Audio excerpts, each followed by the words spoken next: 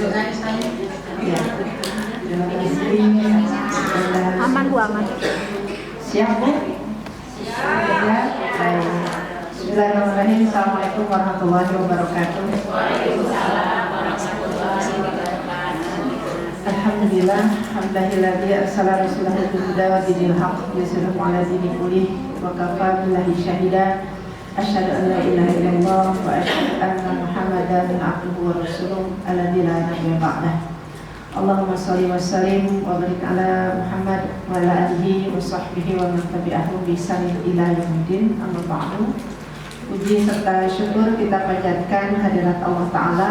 Alhamdulillah, setelah 2 bulan kita tidak berjumpa dalam sebuah majelis, ya, dan hari ini Allah takdirkan bisa berjumpa lagi. Mudah-mudahan majelis ini merupakan sebaik-baik majelis yang diridhoi, yang diberkahi oleh Allah Subhanahu wa taala. Amin. Ada beberapa wajah yang baru ketemu lagi dengan saya, ya. Ada yang sudah ketemu juga, yang belum.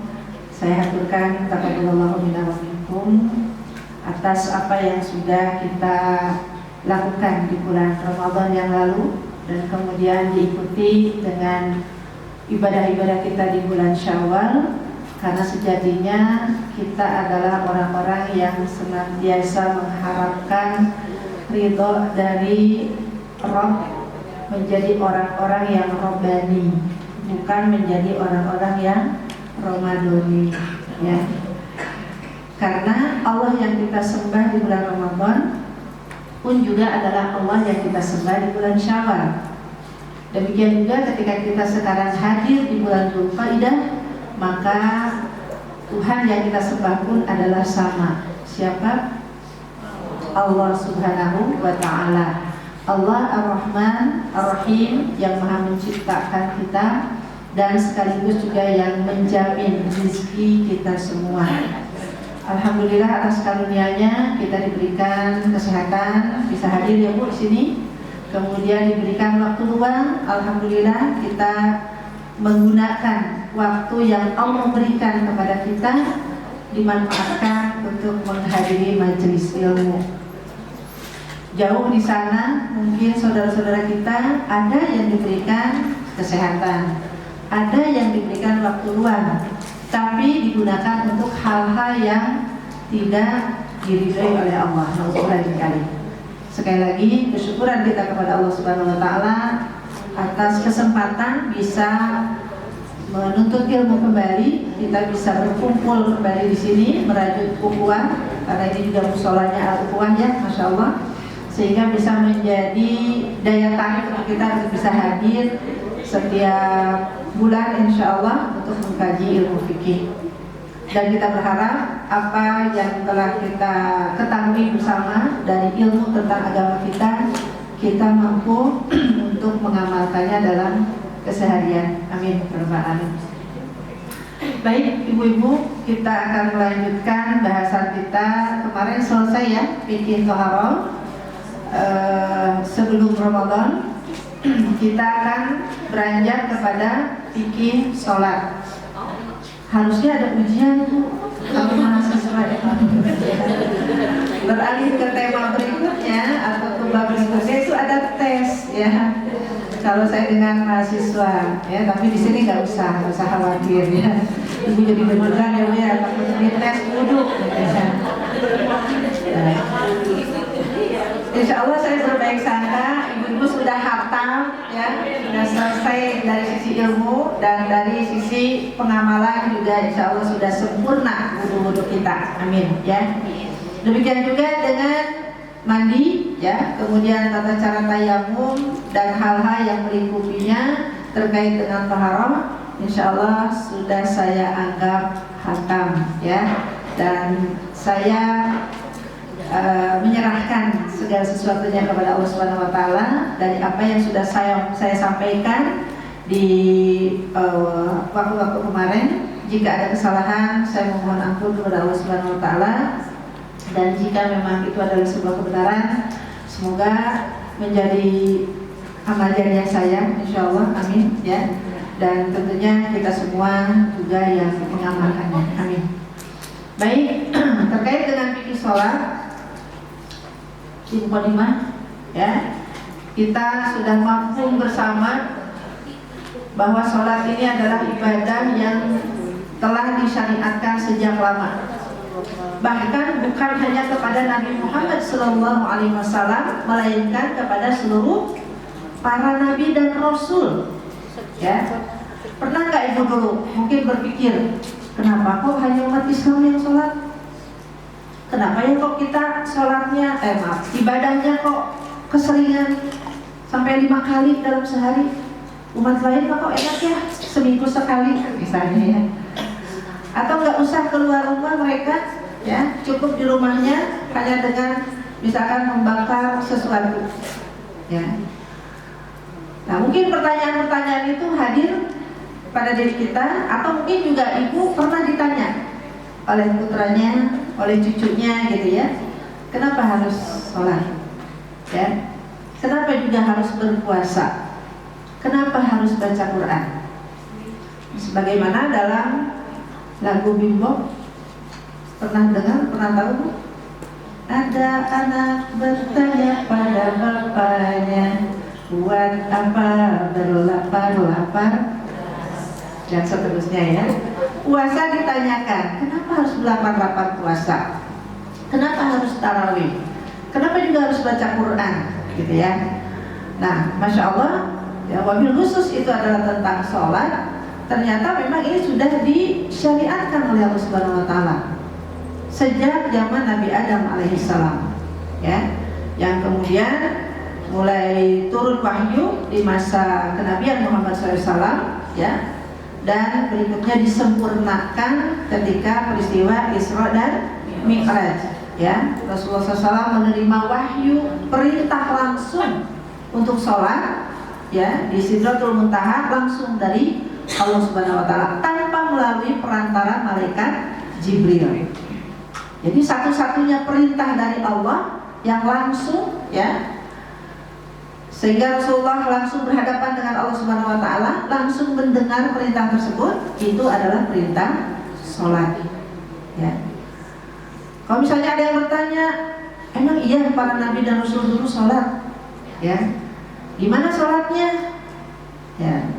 Kalau nanyanya ke sana, ke saya, ya, mohon maaf, saya bilang saya nggak tahu, karena dulu saya belum lahir, ya. Nah, iya, ya. Nah, Nabi Adam alaihissalam, ya, pun juga diperintahkan oleh Allah Subhanahu wa taala untuk melaksanakan sholat, ya. Kita hanya mengetahui dari dalil-dalil Quran dan juga dari hadis Nabi Sallallahu Alaihi Wasallam. Karena kita beriman kepada Allah dan kita beriman juga kepada Rasul Sallallahu Alaihi Wasallam, maka tentu kita beriman kepada Al-Quran yang difirmankan oleh Allah dan beriman kepada hadis Nabi yang disabdakan oleh Nabi Sallallahu Alaihi Wasallam, ya. Nah, dalilnya misalkan di surat Maryam ayat 59, bahwa anak cucu keturunan Nabi Adam alaihissalam dan juga para nabi yang lainnya, gitu ya, mereka diperintahkan untuk bersujud. Dan sujud kita tahu itu merupakan salah satu gerakan dalam sholat, ya. Masya Allah, ya. Ini ayatnya cukup panjang, tapi kita penggal aja gitu ya, di pertengahan ayat, ya, dan akhir ayat, ya.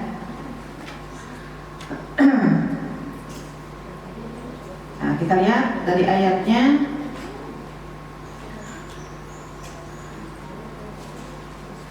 Wa mimman hadaina wajtabaina idza tutla alaihim ayatur rahman kharru sujjadan wa bukiyan fakhlafa min ba'dihim khalfun adha'us salata wattaba'us syahawati fasawfa yalqawna ghayya, ya. Nah, itu penggalannya, ya.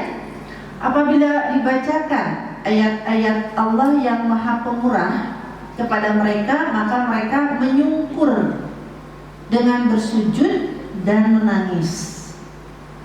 Di situ ada sujud, ya. maka datanglah sesudah mereka pengganti yang buruk, yang menyia-nyiakan sholat dan memperturutkan hawa nafsunya, maka mereka kelak akan menemui kesesatan. Nah, berarti dari anak keturunan Nabi Adam alaihissalam ya, kemudian dilanjutkan oleh Nabi Nuh alaihissalam, kemudian dari keturunan Nabi Ibrahim alaihissalam, ya, semuanya mereka bersujud kepada Allah, ya. Nah, jadi jangan kita merasa bahwa hanya kita aja yang dibebankan syariat sholat, gitu ya. Nah, kemudian kita juga tahu doa-doa dari Nabi Ibrahim alaihissalam, ya. Beliau sangat menginginkan anak keturunannya adalah orang-orang yang senantiasa mendirikan sholat. Rabbi ja'alni muqimas sholat, ya. Nah, masya Allah ya. Atau misalkan Rabbana liyuqimus sholat, ya. Wahai Tuhan kami, ya, agar mereka, maksudnya anak keturunannya, mendirikan sholat. Itu ada di surat Ibrahim, ya. Nah, ayat ke-37.